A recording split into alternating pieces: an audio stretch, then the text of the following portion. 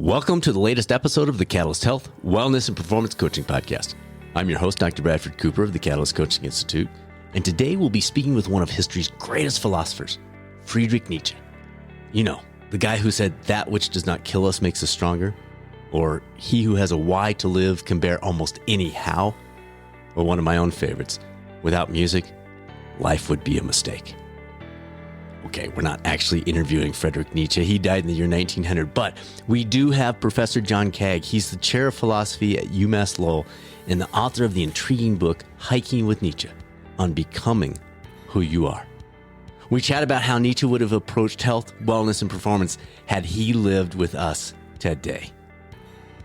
If you're looking to pursue certification as a health and wellness coach, the next one is just around the corner, March 20th and 21st. And then we have one a few months later, June 5th and 6th. Just a heads up, there are only a couple spots left for the March event, and the June is already beginning to fill. All the details at catalystcoachinginstitute.com, and we're always happy to set up a call, answer any of the questions that you've got. Email us results@catalystcoachinginstitute.com. Now, let's listen into what Friedrich Nietzsche would say about being a catalyst through the eyes of Professor John Kaag on the latest episode of the Catalyst Health, Wellness, and Performance Coaching Podcast. Dr. Kaag, thank you for joining us. Now, you are playing the role of Friedrich Nietzsche today. We're going to kind of play with this a little bit. You wrote a great book, Hiking with Nietzsche. I love this. I haven't done a lot of reading on philosophy, and yours is a great starting point. So if folks are thinking of, well, I'm kind of into this stuff, this would be a good starting point. He didn't talk above my head as we went through this. Nietzsche is known by everyone. Maybe it's just Kelly Clarkson's hit song, "What Doesn't Kill You Makes You Stronger." So let's start with that. It sounded like, as I was reading your book, that he struggled with headaches and other significant physical issues throughout his life. Were those core to his outlook? Absolutely. I mean, Friedrich Nietzsche he's known for being the sort of philosopher of the hammer. He's sort of very appealing to young 19-year-old men for the most part, sort of muscular. Let's say, he says we need to make war, not peace, on certain ideals. But honestly, Nietzsche struggled through his life with both physical and mental health. So he was plagued with stomach ailments, migraines, vision disorders that could be attributed to tumor that he probably succumbed to eventually. So what's interesting is that Nietzsche talks a big game when it comes to being this strong, willed individual, but he struggled. But what I think that what's interesting about Nietzsche's philosophy is that Nietzsche says that we can tap meaning in two places that maybe we can talk a little bit about today. He says that we need to exercise what he calls our will to power, which is this idea that you find meaning and significance, human significance, in times when you're exercising your will in free and original ways. That's what most students are drawn to when they read Nietzsche, right? But there's this other aspect to Nietzsche, which I find really interesting, especially as an endurance athlete who crested 40. He says that we need to cultivate what he calls the amour fati, which is the love of fate. And in a snapshot, we can go into it a little more if you want, but in a snapshot, Nietzsche's love of fate says that most of life does not consist in exercising our will to power, but rather in exercising our will in ways that we're not always pleased with, like that we have regrets about, or at times we don't even have the ability to exercise our will to power. I mean, that's what growing older is, or getting into physical ailment is that you can exercise your will to power. And Nietzsche says that in both of these cases, we need to find a way to come to love that which is not only the most triumphant moments of our lives, but also the sort of most difficult, or the most moments where you experience the greatest weakness. And Nietzsche, in his late life, said, "I must thank my sickest years. They were, it turns out, my best years, because they have allowed me to become who I am, namely a philosopher." But I think that there's something to that, even if you're not a philosopher. If you think about those times in your life that have been the sort of greatest trials for you, Nietzsche's encouraging us to reorient ourselves around those difficulties. So just to jump in there on that quote, so love the most difficult times. To me, that's like another degree, because I see him as saying the difficult times build you, they create you. And you're saying he was taking it one step further. It wasn't just dig into them, soak them in, ponder them. It was literally love those times. That seems like an important distinction. Yeah, it is. It's a very important distinction. I mean, he gives us this thought experiment, which I say both to my students, but also when I'm coaching, I say it to my athletes. I say, here's a little thought experiment. Nietzsche gives it to us. It's called the eternal return. And Nietzsche says this. He says, what if a demon comes to you in your loneliest of lonelies and says that you have to experience this very moment and all of your life over again, not just 1, 2, or a dozen times, but an infinite number of times? And would that experience or would that challenge crush you or elevate your soul? And my athletes are like, well, when I won that race, or when I kicked that winning goal, or when I played soccer, so tackled forward and ruined his chances to score the goal. Those are the moments that I'd be willing to live over, not once, twice, a dozen times, but an infinite number of times. Sure. But then I say to them, like, hey, that's not the question. That's not what life is. I mean, you have to be willing to live over the hardest points of your life, not a dozen times, but an infinite number of times, and get something out of them and be passionate about them and say, yes, this too, like, play it again, Sam. And I think that's you're right. It's a difference between simply accepting or digging into those hard moments and saying, I willingly embrace what I've suffered through. And I think that's a point that Nietzsche is making sort of head on with us. And it's almost personal revisionist history, where I look back on a bike wreck or something. And I say, well, that resulted in this. And so I'm appreciative, I'm thankful, I'm grateful for that happening. But again, he's taking it further. Am I hearing that right? Yeah, that's right. I mean, he's saying that not only do they make you who you are, but those are the times when we get to, you called it dig in, but it's actually a time of self-discovery. It's like, I was that. Yes. Right? I wasn't, I mean, in moments that are easy when you're running, for example, it's like your will is not really even functioning. It's just exactly flow state. Just cruising. But Nietzsche's like, it's the moments that are the hardest where you dig in and you can exercise your will to the best of your ability, right? Or that it's really you who's suffering through this moment. Yeah. Now, I think that there's a fine line between Nietzsche's point and like a sort of pointless masochism. But I think that we need to explore that borderland between those two. That's what Nietzsche's suggesting, at least. And how would he suggest that process of exploration on that fine line? Sure. I mean, he did it in all sorts of ways. I mean, he was a workaholic, and he'd work late into the night with very poor eyesight and probably ruined his eyes that way. Then again, his manic work produced what we now look back and we're like, well, that's a lot of, those are some of the seminal texts from 19th century European philosophy came out of this manic workload in 3 years, basically. I mean, works for me, or it worked for him. Right. Another way is that Nietzsche suggests that we explore our physical lives in ways that are challenging to us or abnormal to us. So, for example, Nietzsche spent most of his writing career in Sils Maria, Switzerland. And this is right at the base of this deep valley. Nietzsche was planted at the base of it and would hike up into the hills every day, right? And Nietzsche wasn't a sort of ultra marathoner, but he put some miles on those feeble legs, right? And I think that that's a point that sort of is worth exploring for us.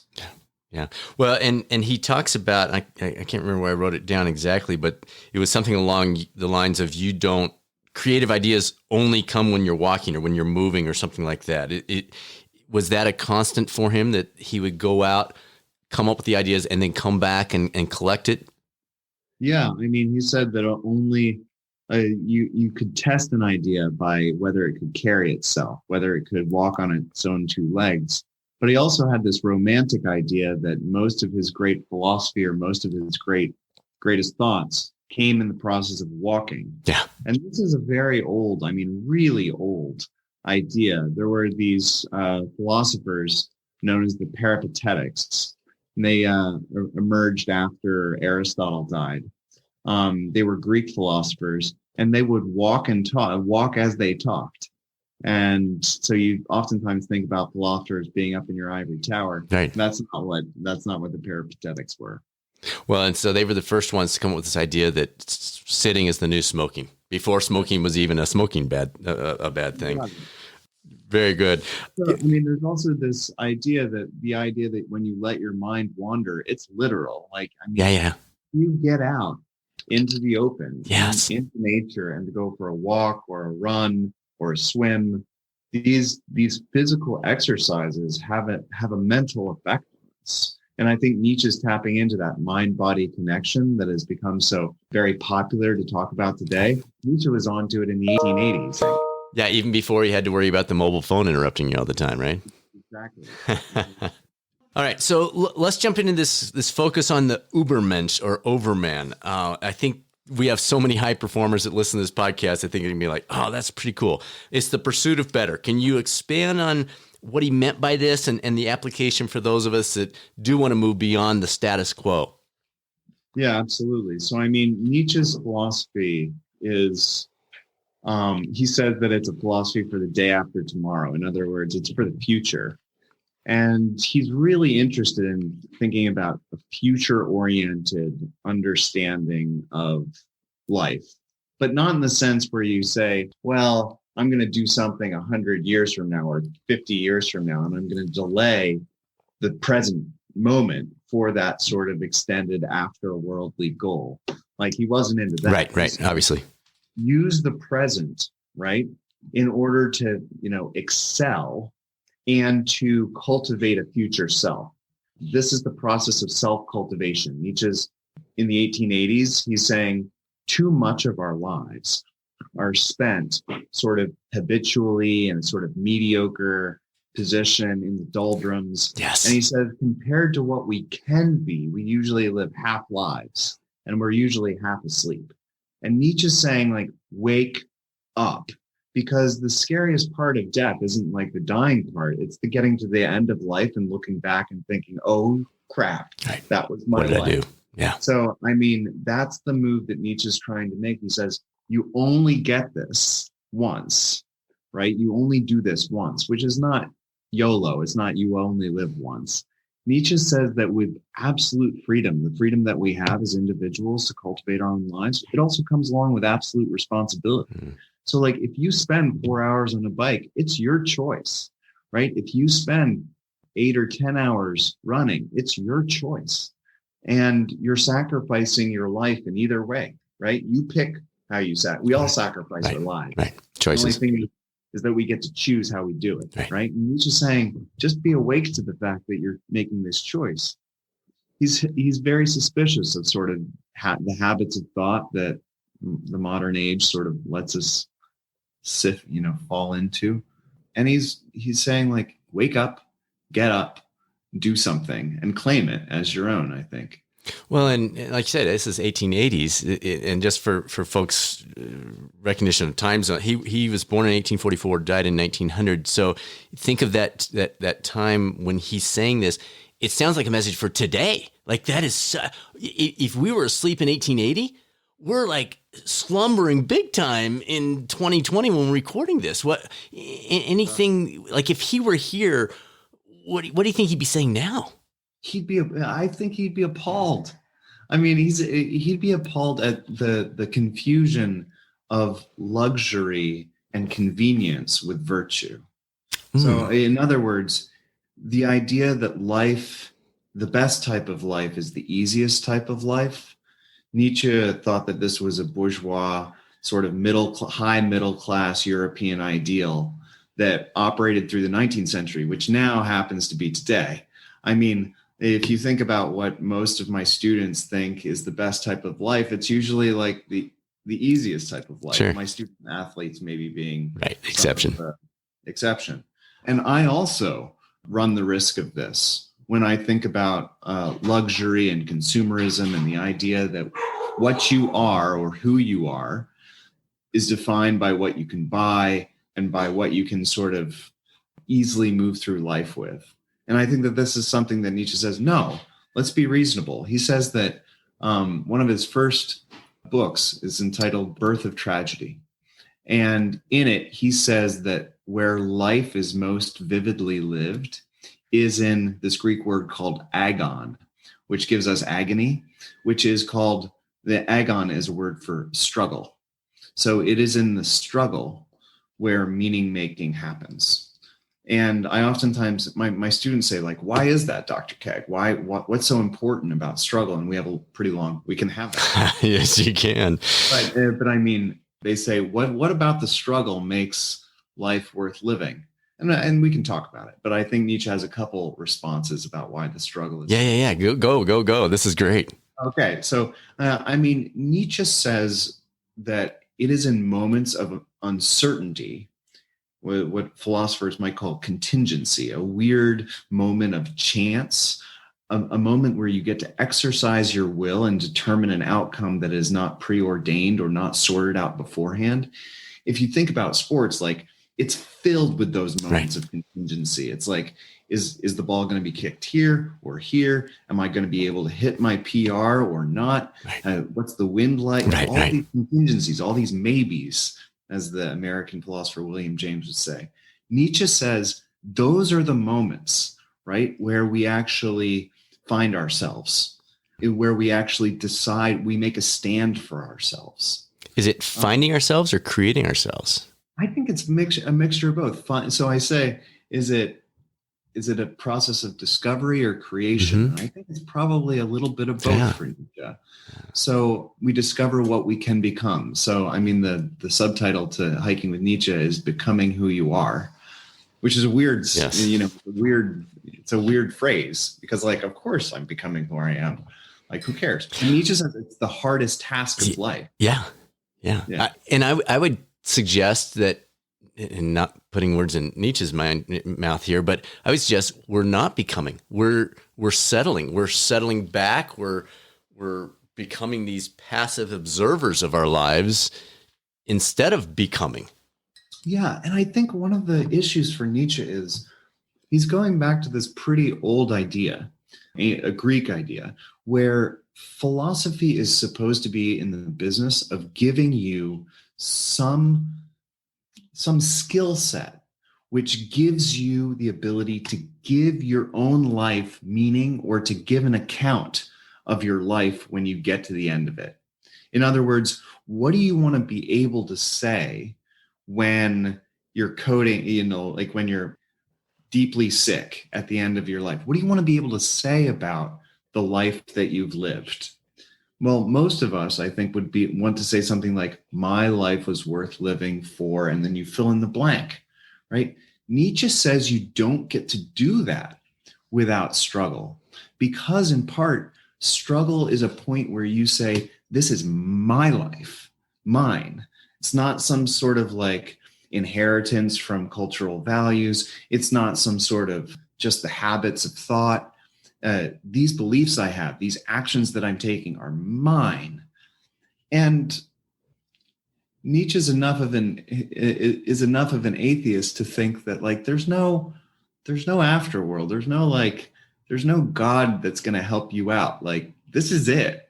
And that's what makes life so pressing, right? This is the impetus to make something of life because it's finite. And so the next question is, for what reason? What is his purpose if there's no afterlife, if there's no God, if there's no why?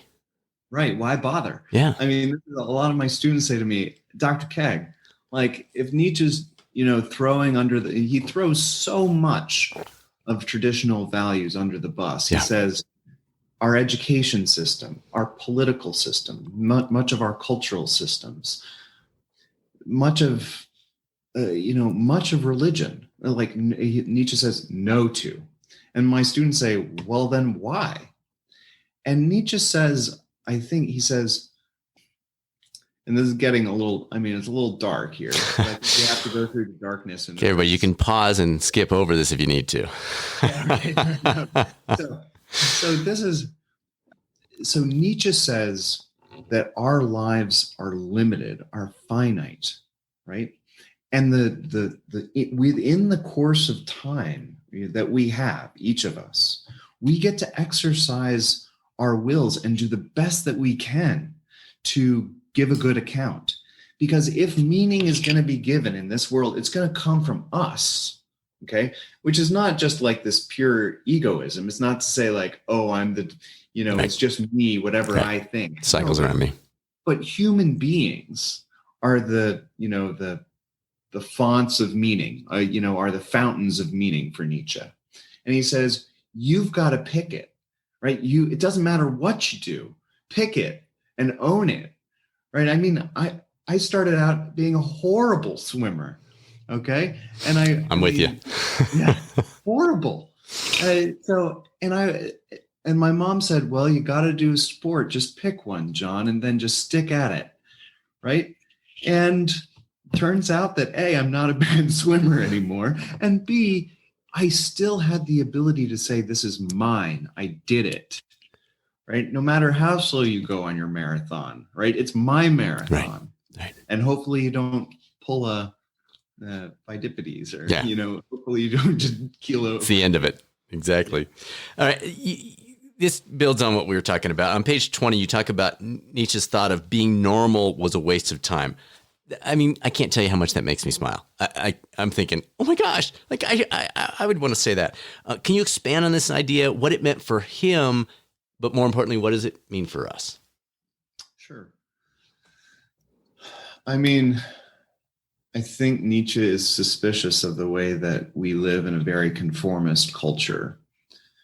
And even when we try to engage in nonconformity, it seems like everybody's still a bunch of sheep.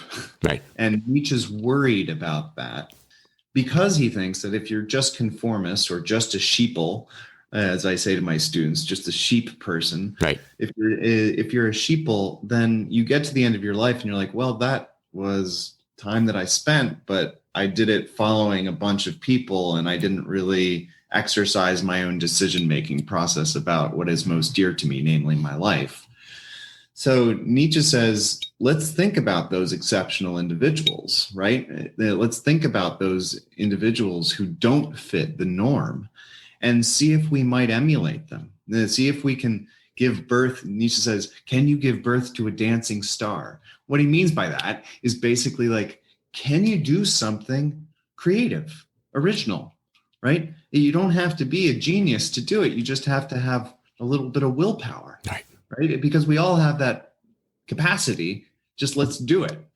And so that's, I think, one of the things is that Nietzsche's worried about a type of culture where we are rewarded for our obedience.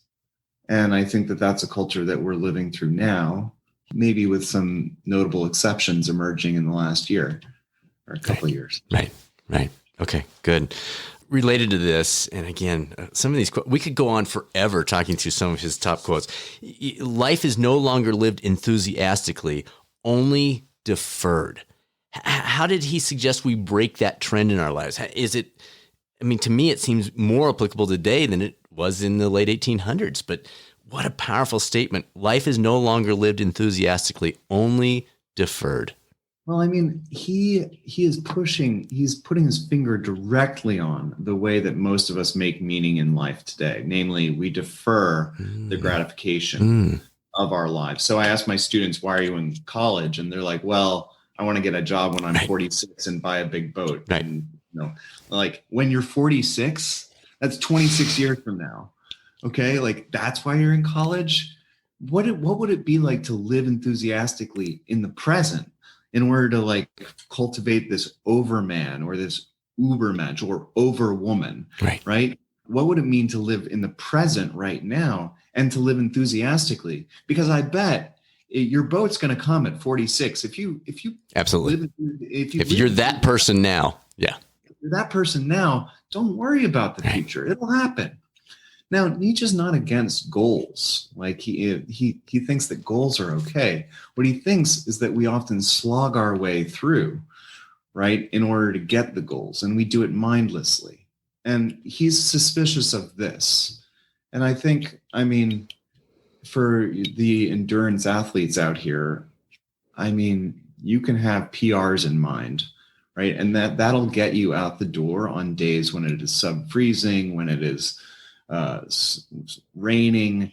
It'll get you through a lot, right? But if you're actually not enthusiastic in some ways in the moment, for the most part, your training is going to fall flat, I think. So if you're saying, I'm only here for the end of the season, I'm only here for 3 years from now, I think that this is a place where you need either intermediate goals or a more active sense that what you're doing right now has value.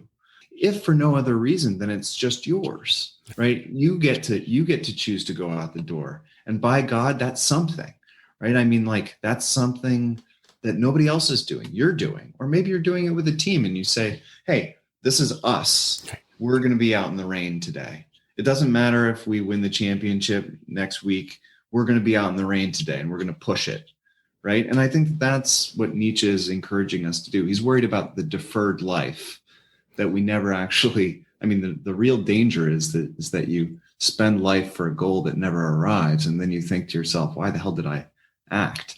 Well, and is there an in-between? So just that last thing you said, we're out there, we're running in the rain today. It doesn't matter if we win the championship next week. Could it be we're out there, we're together, we're building teamwork, we're going to soak in this rain, and we're going to win that championship next week? Yeah, absolutely. I mean, when Nietzsche says that his philosophy is for the day after tomorrow, he does mean you can have goals, okay? Just don't mortgage your life for the sake of those goals, because what you're doing is compromising what you could get out of the present. Meaning, playing in the rain, playing soccer in the rain is not a bad experience, period. I mean, it's just not. You might think, oh, this is going to be uncomfortable. Sure. First, but once you get into once you're there. Yeah. Right. And yet you said he had this 3-year period where he was just head down, rise and grind, working to the middle of the night. How does he, or how would he, if we were talking to him about it, combine that perspective with that action? Yeah, I mean, he's not one for moderation. I mean, this is not an Aristotle here talking about the golden mean. Okay, Nietzsche pushes it. And I think one of the reasons Nietzsche pushed it is that he thought that he was dying. I mean, he's like, I only have a certain amount of time. Yeah. Let's push it out. And it turns out that he really didn't have that much time left after those years. And he declined precipitously. So I think it's the sense that, the preciousness of life is something that drives Nietzsche into almost frantic action, which I think also is the case with many, many people today, or some people today, when it comes to going after sports in certain ways or athletics in certain ways. Okay, so another very, very, very powerful quote most people have heard in some format is, he who has a why can live to bear almost any how. What did he recommend for cultivating that why? Yeah. Well, he's getting this from another philosopher by the name of Arthur Schopenhauer. Schopenhauer says the point of life, the meaning of life, must be to suffer. Otherwise, there's no point in life. In other words, we need to find how suffering can be meaningful, because life is full of it. That's what Nietzsche is also siding with. He's like, life is suffering. We can suffer through anything. We just need a reason to suffer, right? We need a goal, or we need to see something within the suffering that makes it meaningful. I mean, I take this in two ways. The first is similar to what we've already discussed, namely, in these moments, we get to explore who we are and who we can create and what we can become. That's the first sort of situation. But the other situation I think is a bit more hard to wrap, at least my head around, which is this, that when I come into contact with an endurance athlete, okay, or any type of avid runner, there's this deep respect. And it's not, for me, a respect where you say, oh, I respect what you've done, okay? It's a respect for what you've undergone, which is a bit of a difference. Yeah, definitely. And what's curious, when you are out on the road or when you're on the trail for a long period of time, you undergo things that are sui generis, which means perfectly unique to you. In other words, it's your Achilles that's bothering you. It's your ACL that's tweaking. It's yours, right? But when I look out into the world and I see all of these different people all suffering in their own unique ways, it cultivates something like compassion. I'm like, you know what? We have a similarity because each of us are struggling in our own little ways, right? And in ways that I won't understand, Bradford, like what hurt, what's bothering you deeply. You can tell me, right, and maybe I'll get a little bit of it, but I won't understand the experience. Right. And I think that that's something to take away when we talk about the meaning of suffering, is that it creates this strange camaraderie. And Schopenhauer says that sometimes we should think of ourselves as companions in misery. And I've met enough ultra people and to understand what that camaraderie is like. You've got a lot of people nodding right now. Yeah. Yeah. Absolutely. All right. Self-mastery is a core element of Nietzsche's writing and his life. Why was it so valuable? Why did he encourage us to live this self-mastery piece out? Well, first of all, he thinks that usually we live our lives out as slaves. I mean, yeah, either exactly. to our work or to relationships that we find ourselves in, or to the cultural expectations. And he said, what would it be to be a master of yourself? Another way of saying this is to say, what would it be to be an artist of your life? Like, think about your life as a work of art. Okay. Like, that. Yeah. I mean, think about what's involved in the process of laying down a base, building it up, cultivating it, refining it, erasing places where you need to, and just building it up. Okay. And also be aware that this idea of a work of art is a flexible one, in the sense that you get to pick how you do it, right? You do, I do, but also it's out in the open. So it's open to be judged. I mean, you get to judge my life as a work of art. I get to judge yours as I get to know you. And I think that that's a very useful way of thinking about self-mastery. It's not with a whip necessarily all the time. Sometimes it's with a paintbrush. That's interesting. And I actually was going to ask you about that quote. I want to give it to everybody because it's super powerful that you're referencing. This painting, that which we humans call life and experience, has gradually become, is indeed still fully in the process of becoming, and should thus not be regarded as a fixed object. There's so much to that. Let's stay with that for a minute. I think a lot of people feel like I've arrived, or when I arrive, or when I hit this point. That's seeing life as a set thing. And he's saying, no. It's constantly growth. It's constantly becoming. It doesn't matter where you are right now. You're still in the process of becoming. Right. And I mean, this is the issue with people who really excel at anything. I mean, if you think, okay, I'm going to get to this pinnacle, right, I'm going to get to this point. Right. And then you get to the point and you look around and you're like, well, I'm all by myself. Yeah. Or this isn't as cool as I thought it was. Or you just, exactly. This is the issue with desire generally. Like, you get something and then you're like, well, I guess it's not all that it's cracked up to be, or I need something else. Right.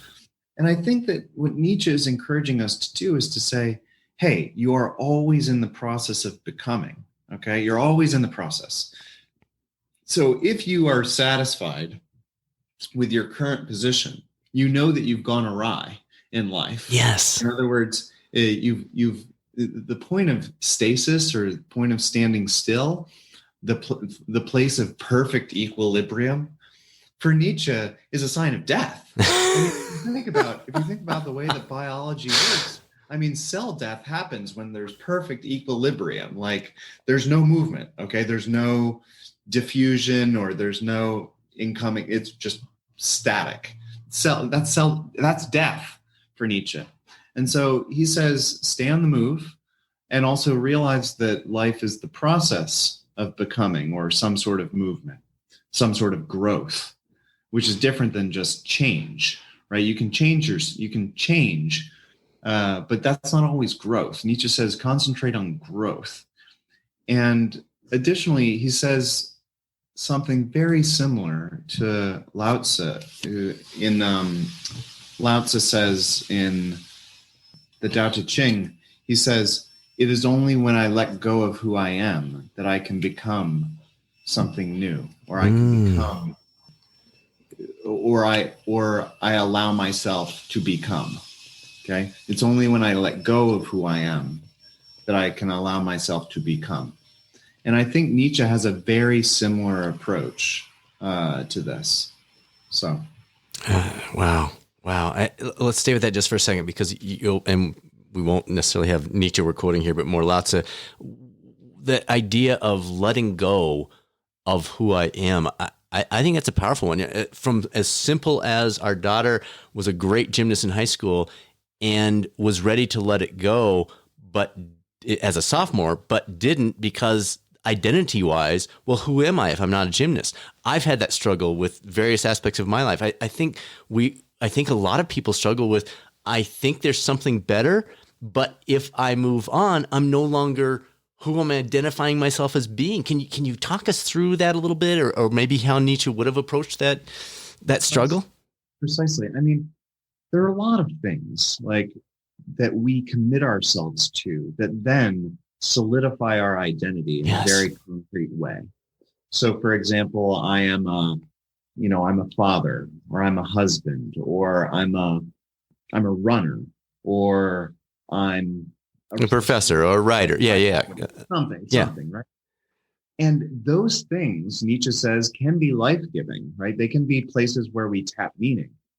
But we should also notice that those things where we tap meaning might keep us from tapping meaning elsewhere. And he says, be comfortable letting go of those things and moving on to explore other avenues. And if you are scared of letting go, okay, if you're scared of letting go, if you're scared of anything, Nietzsche says that instead of looking away, which might be our default setting when we're frightened, Nietzsche says that those things that make us afraid, which scare us, deserve our immediate attention. Terror is a sign that more thought needs to be given, rather than an indication that you need to run. So Nietzsche in part says, if you're scared about giving up particular parts of your identity, you need to ask yourself, what makes me so afraid in giving up my identity as a gymnast or as a runner, and then notice that there might be prohibitions against doing so. And those prohibitions might be the reason that you remain in that identity rather than moving somewhere else. And that your real gripe is with those prohibitions. Let me give you a concrete example. So for example, like I played soccer in high school, same sort of situation as your daughter. And the fact is that my grandfather loved me playing soccer, and I wanted to impress him, right? And I wanted to fit his mold. Right. And I had to give up not only that identity, but also my need for validation in order to move on into other things, or move on into philosophy, move into doing triathlons, for example. Right. And it's just different. I mean, you need to think, what am I scared of? What am I scared of? And why am I scared? And are those good reasons for me to remain who I am in this concrete sense and not become something else? And they're almost a green light versus a red light. When you, that fear, instead of being a red flag of stay away, the sharks are coming, it's, well, there's fear, which means I'm onto something. Correct. You got it. So fear is an indication of something. Interesting. Greater study, greater vigilance. Yeah. All right. So you've been through your own crazy journey this past year. You're 41 years old. You've had, I think you said, a couple of heart attacks. Walk us through the journey, and I'd love to hear how that was influenced. Your response to that was influenced by your reading, all that you know about Nietzsche, and maybe how it's changed that perspective a little bit. Absolutely. Yeah. So, I mean, it turned out that when I went to college, I ended up rowing. I was on the lightweight rowing team, which is not exactly moderate. No, not a whole you're all in. You're all in. And it turns out that after events, I would pass out. Okay. And I thought that this was just kind of normal activity. You're tough. You gave it everything you had. My stomach would really hurt for days afterwards. Oh, interesting. And I pass out. And this happened time and time again. And then when I hit the age of 40, it started to get worse. And I started to not only pass out, but also seize up after running. And I would go into seizure. And then eventually I had several heart attacks and then a cardiac arrest in February of last year, which then landed me in Tufts Medical Center, where they identified the leading cause of sudden death in young athletes, which is right coronary or abnormal coronary artery. Yeah. Right coronary. It basically means that my coronary artery didn't come into the right place in my heart. And so I wasn't getting proper blood flow. And I was actually having minor cardiac events throughout my life. And I was just lucky that I didn't, go the way of the dodo. So what then happened is that I had bypass surgery and had the scar tissue ablated in my heart. That was in March. And my wife says to me, my wife, Kathy, says, "Hey, I'd really prefer you not to go hard again after this. I really prefer you to sort of take a more moderate approach to your exercise." The weird part is that I had no choice. So if you go through bypass surgery, your blood count is totally messed up. You're really in bad shape for several weeks and months. And so I had to dial it back. And that process of dialing back made me realize that there are other aspects in your life that you can push at. It doesn't just have to be your training regimen.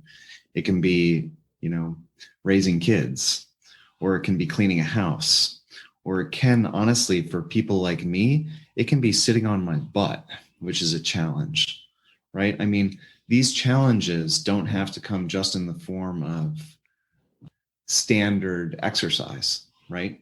Sometimes for me, what had become a habit was my training regimen.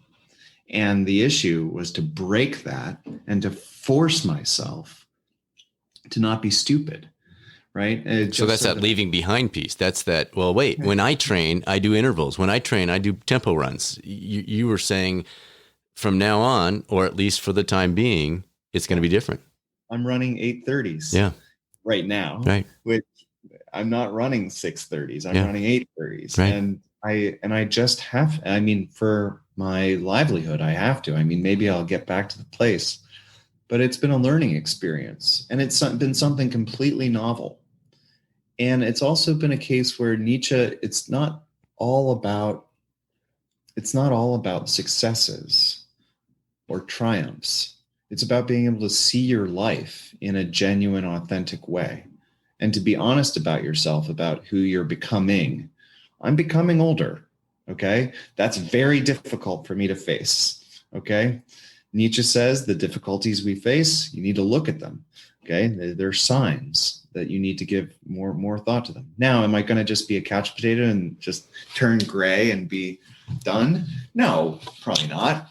Right. But I'm going to be smarter about this. I'm going to try to, and probably be more courageous about it and say like, hey, I don't need my training regimen. I'm just going to go out for a nice run. That's difficult for me.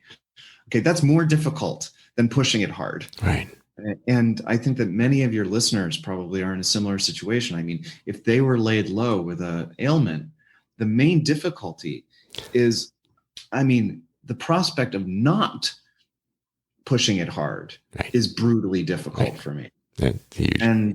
And so, that's what I have gone through. And Nietzsche sort of has been in the background here saying, what are you really scared of? Well, I'm scared of, what am I really? He goes, you must have the courage for the forbidden, right?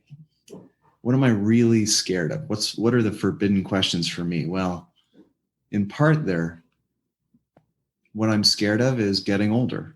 What I'm scared of is feeling infirm, out of control.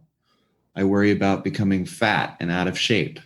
I worry about not being able to hit the times that I used to hit. These are things that I'm scared of. I'm worried that probably somewhere deep down, I'm worried that if I can't hit these times or be perfect, then I won't in some ways be lovable or worthy. I'm worried about that. And that's honesty for your readers or listeners. I'm worried about that. Nietzsche says, if you're worried about it, if you're scared, look at it, right? Because usually we just go look the other way, right? And just keep running as fast as you can and act like it's normal. Nietzsche says, look. And so, the last 6 months have really been the opportunity for me to come into contact with some questions that I think I'd been running from for a long time. So that's something that I think Nietzsche would say, well, it didn't look exactly like climbing a mountain, but it was difficult. So as my running partner, Richie, used to say, bank it. Yeah. Nice. Love it. Well, that's a great place to wrap up. How do people follow you? How do they keep track of what you're up to? You've got a new book coming out. You want to mention that one, and then a Twitter, website. How can people keep track of what you're up to? You can find me on Twitter at John Kaag is my Twitter handle. And then my new book came out in March. It's called 6 Souls, Healthy Minds, How William James Can Save Your Life. And then I just recently wrote a long-form piece for the American Scholar called How to Live with Dying, which is a piece about running and about coming back after bypass surgery. And I think that your listeners might be interested in that. And just search for that under your name, probably? Yes, that's right. Perfect. John Kaag. Perfect. And I really want to thank you for this opportunity to chat. This was fun. Yeah. This is really fun. Well, I appreciate your time, Dr. Kaag. Thank you for jumping in and playing our role of Friedrich Nietzsche today. I'll see if I can get the name right. So really appreciate it. My pleasure. Thanks. Well, that didn't kill us, so I guess we're stronger, right? Thanks again to Professor John Kaag for joining us. His book is titled Hiking with Nietzsche on Becoming Who You Are. Thanks to you for tuning into the #1 podcast for health and wellness coaching. Next week's guest is Dr. Sayan Balak, and she'll be discussing why we choke under pressure and what we can do about it. By the way, if you enjoy videos, you might want to check out the growing library of resources we have over at youtube.com/coaching channel. We're now up over 120 videos, covers everything from health, wellness, performance, as well as if you're either in coaching or you're thinking about going that route, a whole bunch of videos, very brief, freely available, that provide guidance in terms of your career or your business pursuits. As always, feel free to reach out to us with questions about your current or future coaching career. Results at catalystcoachinginstitute.com. Now, it's time to be a catalyst along this journey of life. This is Dr. Bradford Cooper of the Catalyst Coaching Institute. I will speak with you soon on another episode of the Catalyst Health, Wellness, Performance Coaching Podcast, or maybe over on the YouTube coaching channel.